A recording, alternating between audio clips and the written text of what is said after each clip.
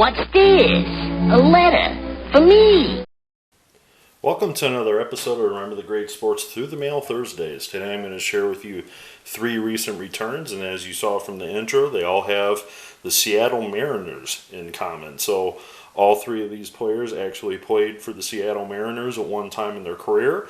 So let me just jump right into the first one. It is postmarked from Denver, Colorado, and it is former pitcher Jim Todd on 1 as a Chicago Cub, 2 as a Seattle Mariner, and 2 more as a Oakland Athletic. So let me tell you a little bit about Jim Todd and his career in baseball. Jim Todd, a Lancaster, Pennsylvania native, grew up in Pennsylvania where he played his high school ball, then later went to Millersville University, which is also located in Pennsylvania in Millersville. He was selected in the 10th round of the 1969 amateur draft from Millersville University. After signing with the Cubs, the 21-year-old found himself in single A for the Cubs and would spend from 1969 all the way through 1974 pitching in the minor leagues for the Chicago Cubs farm systems. He didn't pitch long in 1974 for the Cubs, as he appeared in only 3 games in AAA that year, posting a 1-1 record with a 1.71 ERA when the Chicago Cubs called him up to the major leagues in 1974 on April 29th. Well, he actually had a pretty decent season with the Cubs. He only started 6 games and primarily was pitching out of the bullpen for the Cubs. But in his rookie season with Chicago, he posted a 4 wins and 2 loss record and a 3.89 ERA. Despite having this excellent record with Chicago, the Cubs decided to trade him at the beginning of the 1975 season to the Oakland A's for outfielder Champ Summers.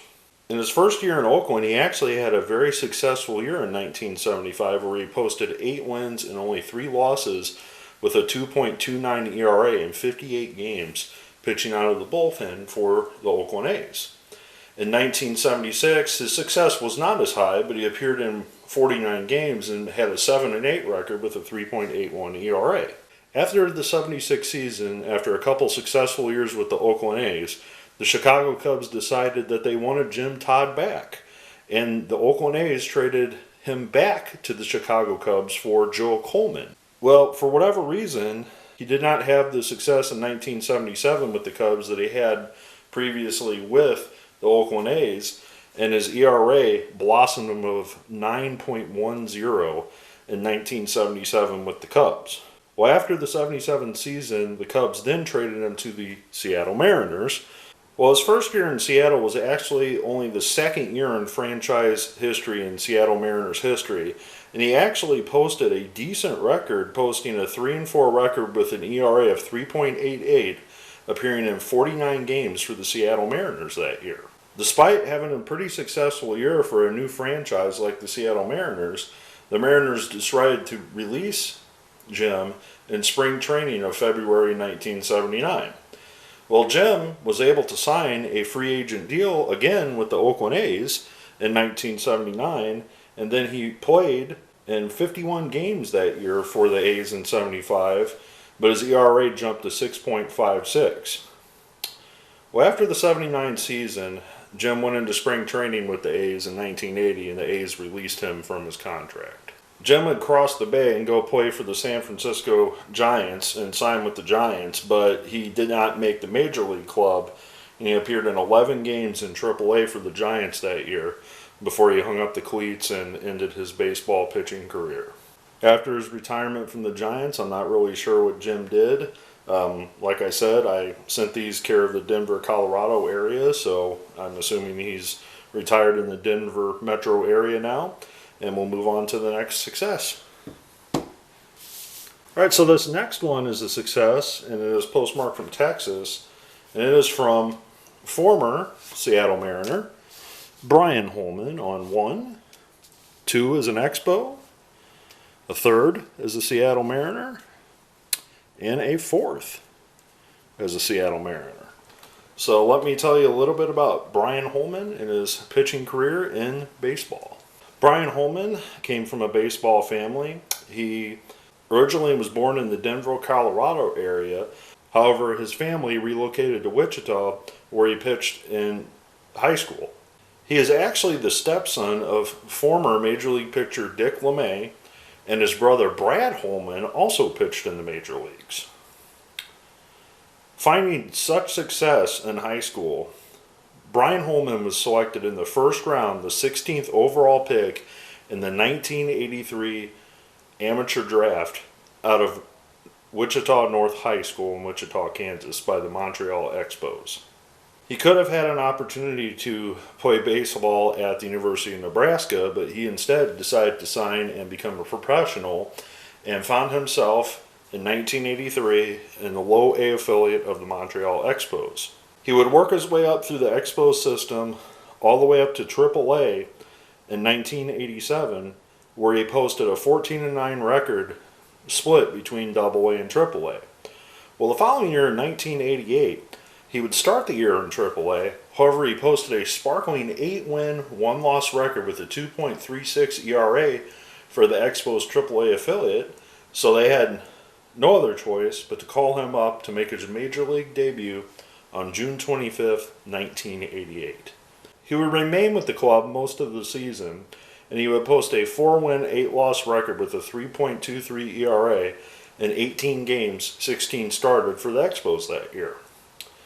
Well, the following year, in 1989, he would start the year with Montreal, posting just a 1-2 record, pitching in just 10 games before he was traded to the Seattle Mariners, where he would finish out the year posting an 8-10 record in 1989 with the Mariners with an overall record of 9-12. Going into the 1990 season, he would be a fixture in the Seattle Mariners pitching rotation as a starter, and in 1990 he split the season with 11 wins and 11 losses with an ERA of 4.03. Well, the same could be said about the 1991 season, where he posted a 13-win, 14-loss season with a 3.69 ERA in 30 games started. So despite pitching in 109 games, at the age of 26 years old, Holman developed an arm injury and was never able to pitch in the major leagues again after the 1991 season. He had a 37 wins and 45 loss record overall for his career, with a 3.71 ERA in those 109 games. But due to his injury, he was forced into retirement, and at just 27 years old, he was retired as a baseball player. Well, post-playing career, he moved around a little bit, and he actually is still actively involved in baseball. He's been elected to the not Kansas State as in the university, but the Kansas State Sports Hall of Fame for his contributions out of Wichita. He also has run pitching school instruction type of schools in both Texas and Kansas. And I believe he still is running a pitching school to this day down in Texas. And if I recall, I may have sent these to his pitching academy. So this was another unfortunate player that had his career cut short because of an injury to his arm. And have some arm injuries as a pitcher, sometimes your career is completely over. And that was the case for Brian Holman. On a side note, I actually did see his brother once in person. He was a pitching coach many years ago for a single A affiliate, so I actually got his brother's autograph as well. And up until me shooting this video, I didn't realize that Dick LeMay was his stepfather. Otherwise, I may have saved this episode for a Father's Day episode, if I would have known that. So, very happy to add Brian Holman to the collection, as I've never gotten him before. All right, so this final one is postmarked from Tampa, Florida.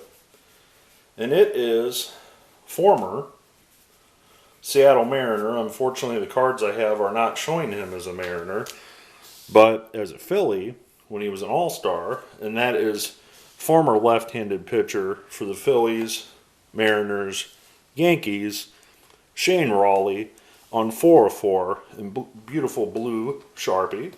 So let me tell you about Shane Rawley and his career in baseball.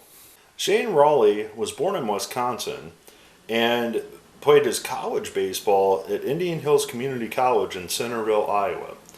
He was actually selected twice, once by the Los Angeles Dodgers and chose not to sign, But then the Montreal Expos chose him in the second round of the 1974 draft, and he signed out of college. Shane would work his way up through the Expos organization, starting at just 18 years old, and would pitch for the Expos AAA affiliate. Shane would start the 1977 season with the Montreal Expos in AAA. However, he was traded in May of 1977 to the Cincinnati Reds, where he would finish out the year with the Reds in AAA. After the 77 season, the Reds chose to trade Shane to the Seattle Mariners for veteran Dave Collins. Almost immediately, the Seattle Mariners in 1978 made him a pitcher on their team, so he would have been teammates with Jim Todd in that same bullpen. And in 1978, as I mentioned before in the video, that was just the second year the Seattle Mariners were in existence, and he posted a 4-9 record in 52 games for the Mariners that year as a rookie. Well, in 1979, he would return and appear in 48 games that year for the Mariners out of their bullpen, and in 1980, he would appear in 59 games, which would be a career high for him that he would never match again for the Mariners. 1981, he would appear in 46 games for the Mariners. But after the 1981 season, right before the 82 season would start, he would be traded from the Seattle Mariners to the New York Yankees as a player to be named later in the Bobby Brown trade. Well, the Yankees found a spot for him, and he actually had an opportunity to start 17 of his 47 games for the Yankees that year and posted an 11-10 record for the Yanks. Well, the following year, the Yankees made him a full-time starter in 1983, where he had a split record of 14 wins and 14 losses, appearing in 34 games, starting 33 of them that year. 1984, he would start the year as a starter again with the Yankees. However, on June 30th, the Yankees decided to trade him to the Philadelphia Phillies for Marty Bystrom and Keith Hughes. Well, if any of you are Philadelphia Phillies fans, after he came to the Phillies, it's like Shane turned his career around. His first year with the Phillies, after the trade, he went 10-6 with a 3.81 ERA and 18 starts for the Phillies. The following year, in 1985, he improved his record to 13 wins and 8 losses, starting 31 games for the Phillies that year. Well, in 1986, he would actually make his first All-Star team, and he would post an 11-7 record with a 3.54 ERA. In 1987, however, he would have the best year of his career, where he would have 17 wins and just 11 losses, starting 36 games for the Philadelphia Phillies at 31 years old. Well, in 1988, unfortunately, he wasn't able to match that, and he just went 8-16 in 32 starts for the Phillies that year. Well, after the 1988 season, at 32 years old, he was traded to the Minnesota Twins in October of '88. He would spend one more year in 1989 with the Twins, and he would post just a 5 wins and 12 loss record, posting a 5.21 ERA for the Twins in 25 starts. At 33 years old, after the 1989 season, Shane Rawley retired from baseball as a player. Well, the neat thing is, this is an individual that he had a career, and he was just a reliever. He was kind of a spot starter, middle relief type of guy. And then when he got traded to the Phillies, he basically rejuvenated his career and became an all-star pitcher. So, very neat story. Post-playing career, according to his Wikipedia page, and this is where I actually sent the cards if I recall, Shane moved to Florida, and in Sarasota, Florida, he actually owns a pizzeria that he is called Shaner's Pizza. So if you're ever in the Sarasota, Florida area, go down and check out Shaner's Pizza. You might have just seen Shay Rawley there. So very happy to add Shane to the collection. Always nice to get a Diamond King signed. Very happy to get Jim Todd back in the collection, as all of these 3 guys that I showed in this video were very important to the history of the Seattle Mariners. Brian Holman, of course, was on those teams that featured Randy Johnson and Ken Griffey Jr. and Jay Buhner, Edgar Martinez. I mean, talk about a stacked team that he had playing behind him in the field. You know, Jim Todd and Shane Rawley were part of the beginning of Seattle Mariners history. So, very happy to add these guys to the collection. Look forward to your comments below, and as always, happy collecting.